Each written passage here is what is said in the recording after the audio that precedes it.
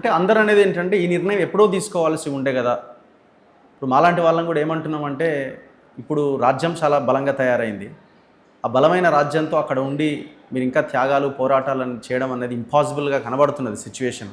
ఎందుకంటే కనిపిస్తే వేసేయాలి తీసేయాలనే కాడనే వాళ్ళ లెక్క ఉన్నప్పుడు, ప్రభుత్వాల లెక్క ఉన్నప్పుడు, సో ఇంకా నిర్ణయం తీసుకోండి, ఏదో ఒక నిర్ణయం తీసుకోవాల్సి ఉండే అని ఒక చర్చ అయితే చాలా బలంగా స్టార్ట్ అయింది. నిజమే. ఎందుకు ఆ చర్చని చర్చ చేసి పార్టీలో నిర్ణయం తీసుకునే అవకాశం ఎందుకు రాలే? అదే నేను ముందు నుండి చెప్తున్నటువంటిది అదే. అంత ఈజీ కాదు. అంటే బయటికి అప్పటి వరకు పనిచేసినటువంటి ఒక ఒక ఒక దారిలో ఎంచుకున్న ఒక పద్ధతిలో ఒక వ్యూహము, కొన్ని ఎత్తుగడలతోటి పనిచేస్తున్నటువంటి పార్టీ పూర్తిగా ఒక రకంగా యూటర్న్ తీసుకోవడం లాగానే కనిపిస్తుంది కదా. యూటర్న్ అంటమా అనమా ఏం భవిష్యత్తు చెప్తుంది అది. దీన్ని మనం రేపు మనం ఎప్పుడో సమీక్షించుకుంటాము. ఇప్పుడే దాన్ని చెప్పడం బాగుండదు. కానీ ఇప్పుడైతే అందరికీ కనబడుతున్నది ఒక యూటర్న్ తీసుకున్నట్టుగా లేకుండా పోతున్నది కదా అనేటువంటి రూపంలోనే కనిపిస్తున్నది. అట్లాంటి నిర్ణయం తీసుకోవడం అనేటువంటి సాధారణ విషయం కాదు అది ఎవరికైనా కానీ. అది ఆ ఘర్షణ పడ్డటువంటి మాకు తెలుసు, అది ఆ ఆచరణలో ఉన్నటువంటి మాకు తెలుసు. అంత ఈజీగానే వీళ్ళు నిర్ణయం తీసుకొని వచ్చేసారు కావచ్చు అని చెప్పి అనుకుంటున్నారు. అంత సులభంగా నిర్ణయం ఏం తీసుకోలేదు వాళ్ళు. కాబట్టి దాన్ని అట్లా అర్థం మీరు బయటికి రాగానే, మీరు కానీ మల్లోజుల కానీ బయటికి రాగానే పార్టీ ఒక లేఖ, అభయ్ పేరుతో ఒక లేఖ విడుదల చేసింది. అది మావోయిస్టు పార్టీ విడుదల చేసిన లేఖగానే మీరు భావిస్తున్నారు కదా? అవును, మావోయిస్టు పార్టీ. అవును. సో మిమ్మల్ని విప్లవ ద్రోహులుగా, వీళ్ళని ప్రజాక్షేత్రంలో శిక్షించాల్సిందిగా కొన్ని లైన్స్ పెట్టారు. ఇప్పుడు ఎవరైతే పార్టీలో మేజర్గా, అంటే మీరు బయటకు వచ్చినప్పుడు లోపల ఉన్నారు, దేవ్జీ కానీ దామోదర్ కానీ ఇంకా మిగతా వాళ్ళంతా, ఇప్పుడు వాళ్ళంతా లొంగిపోవడం జరిగింది. ఒక గణపతి గారు ఒక్కరే ఇంకా ఎక్కడున్నారన్న విషయం తెలియలేదు. సో ఇప్పుడు వాళ్ళు కూడా మీరు చేసింది కరెక్టే అని బయటకు వచ్చారు, మేము ఆ రోజే గుర్తించిన మీరు ఇవాళ గుర్తించారని ఏమైనా మీ మనసులో అనిపించిందా వాళ్ళు లొంగిపోయినప్పుడు? ముందే నిర్ణయం తీసుకుంటే ఎంత బాగుండేది అనిపించిందా? ఎందుకంటే మేము ఇట్లే కూర్చొని చర్చించుకున్న సందర్భం, అంటే చర్చించుకోవడానికి అవకాశం దొరికింది. అంత రిప్రెషన్లో కూడా మేము ముఖ్యమైనటువంటి లీడర్షిప్ తోటి నేను కలిసే అవకాశం దొరికింది. నేను ఇట్లాంటి నిర్ణయంతో ఉన్నా అని చెప్పని, నాతో పాటు వచ్చినటువంటి వాళ్ళంతా ఇట్లాంటి నిర్ణయంతో ఉన్నారని చెప్పని, ఇట్లాంటి జరిగే అవకాశం ఉంటుందని చెప్పని తెలిసినటువంటి నాయకత్వం, ముఖ్యమైన నాయకత్వం కలిసినప్పుడు ఇంకా ఆలోచించి ఇంకా చర్చించి నిర్ణయం తీసుకోగలిగితే బాగుంది. మీరు బయటకు వచ్చే ముందు మీరు అందరూ కలిశారు, దేవ్జీ గారు, దామోదర్ గారు, రాజిరెడ్డి గారు.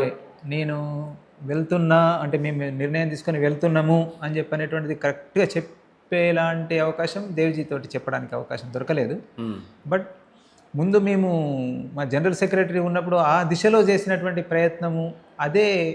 మరి ఏంటి సొల్యూషన్ ఏంటి, ఇప్పుడేం ఆలోచిస్తున్నారు అని చెప్పి అడిగినప్పుడు నేను స్పష్టంగా తనకు జవాబు చెప్పినటువంటిది, ఏ దారి లేదు కాబట్టే ఇదే ఉన్నటువంటి దాంట్లో అన్ని ఆప్షన్లు మూసుకుపోయినటువంటి స్థితిలో ఇది అనేటువంటిది ఈ దిశలో మేము ప్రయత్నం చేసినాం అంతే కదా అనేటువంటిది నేను జవాబు చెప్పిన తనకి. మీరు ఊహించగలిగారు ఇప్పుడు నిన్న ఉన్న లొంగిపోయిన దేవ్జీ కానీ దామోదర్ కానీ సిచ్యువేషన్ని ఊహించలేకపోయారు అని మీరు భావిస్తున్నారు? లేదు, తెలుసు, వాళ్ళకి కూడా తెలుసు. ఎట్లా మరి చనిపోవడం కోసం సిద్ధపడదాం అనుకున్నారు, తెలియకేం కాదు. ట్రెండ్ ఏంటనేటువంటిది అంత తేడా ఏం లేదు, తెలుసు ఇట్లా జరుగుతుంది. అయితే కొన్ని ప్రయత్నాలు చేసి చేయడం ద్వారా కొంతమందిని కాపాడుకోగలం కదా మనం అనే దాన్ని వాళ్ళకి కొంత కాన్ఫిడెన్స్ ఉండొచ్చు. నేనేమో అది ఇంపాసిబుల్ అనేటువంటిది అనుకున్నా. వాళ్ళేమో కొన్ని ప్రయత్నాలు చేయడం ద్వారా మనం కాపాడగలుగుతాం. నష్టాలు జరిగితేనే తెలుసు వాళ్ళకి, తమ కూడా నష్టపోతామనే తెలుసు. అట్లా కూడా మాట్లాడుకున్నాం. మనం ఉండము అనేటువంటిది కూడా, మనం మీరుండేది కాదు నేను ఉండేటువంటి కాదు అనేటువంటిది మాట్లాడుకున్నాము.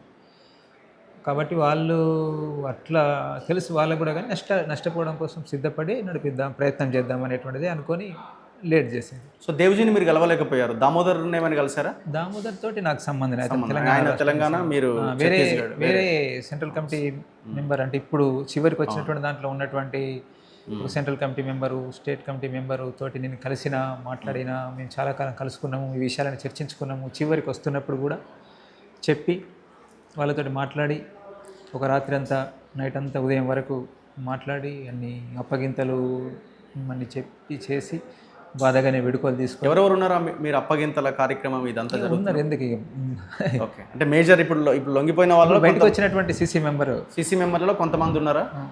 ఉన్నారు. ఒక జెడ్సీ మెంబరు, ఒక సీసీ మెంబరు ఉన్నాడు.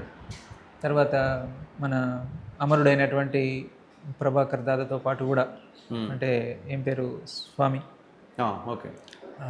తనతో పాటు పడకల స్వామి అని చెప్పనేటువంటిది పేరు. తనతో పాటు కలిసి కూడా చర్చించిన, మాతో పాటు కూర్చున్నాడు తను. నా పక్కనే కూర్చొన్నటువంటి భాస్కర్, ఈయన ఉన్నాడు, ప్రభాకర్. మేము కూర్చొని తను నేనెందుకు కూర్చోవడం, మీరు వేరే ఆలోచిస్తున్నా, నేను వేరే ఆలోచిస్తున్నా అంటే, లేదు నువ్వు మమ్మల్ని మాకు అర్థం చేయించడము, మాది విని నువ్వు ఆలోచించడము, ఏదో ఒకటి జరుగుతుంది కదా, కూర్చుందాం, పోయేదేముంది మనం. ప్రభాకర్కి మీకు మధ్య జరిగిన డిస్కషన్ అంటే కలిసి కూర్చున్నాం. సోను వేణుగోపాల్, సోను దాదా ఉన్నప్పుడే, సోను దాదా సమక్షంలో కూడా మేము అందరం కలిసి కూర్చొని చర్చల్లో కూడా ప్రభాకర్ను పార్టిసిపేట్ చేసినాం. ఇప్పుడు వచ్చిన ఒక సీసీ మెంబర్ కూడా మాతో కలిసిండు, పాల్గొన్నాడు చర్చల్లో. బట్ వాళ్ళు వేరే, అది సరైనది కాదు అనేటువంటిది వాళ్ళ అభిప్రాయం.